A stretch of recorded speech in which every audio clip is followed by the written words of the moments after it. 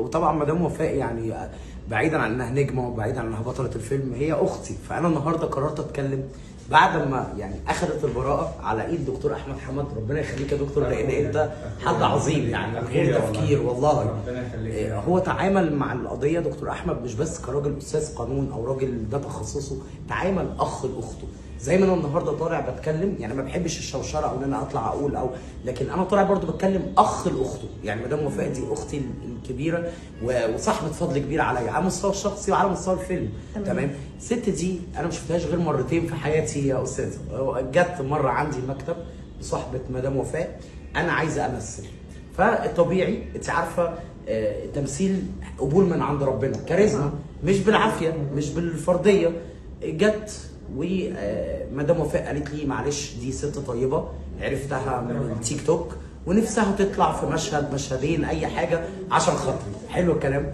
دخلتها الاوضه عملنا تيست تمثيل، لقيتها ما تنفعش، فقلت ما تنفعيش. فجاه لقيتها بتزعق جوه المكتب، تعمل سلوكيات مش طبيعيه. يعني وصلت لحد ان المنتج السيد المنتج استاذ عبد النور حسن بطل ومنتج الفيلم قال انا ممكن اطلب الشرطه. تمام. فلقيت مدام وفاء بتقول انا هلم الموضوع ومعلش اصل هي منبهره بالحكايه. وكمان وصل الامر لشيء تاني انا مش حابب ان انا احكيه، او بما ان احنا بنحكي وانا مش بذكر اسمها فبحكي بما يرضي الله. الست بتقول يعني خدوا فلوس عشان امثل. فقلت لها انت يعني ايه اخد فلوس عشان تمثلي؟ انفعلت جدا ولقيت ان مدام وفاء حلت الامر، قالت لها لا اتفضلي مش هينفع، انا ما جبتكيش للمخرج علشان تقولي خد فلوس فيمثل، عيب وما يصحش ولا اخلاقيه بكل الاشكال والالوان. بعد كده لقيتها بتكلمني بالليل، جابت رقمي من مدام وفاء بتقول لي والله لا هحكي لك ده بجد نصا، انا طبخ لك يا اخويا فراخ محمره وشويه شوربه. وكلمت مدام وفاء قلت لها هتمثل بالفراخ المحمره؟ قالت لي بس تعالى يا نور مالكش دعوه.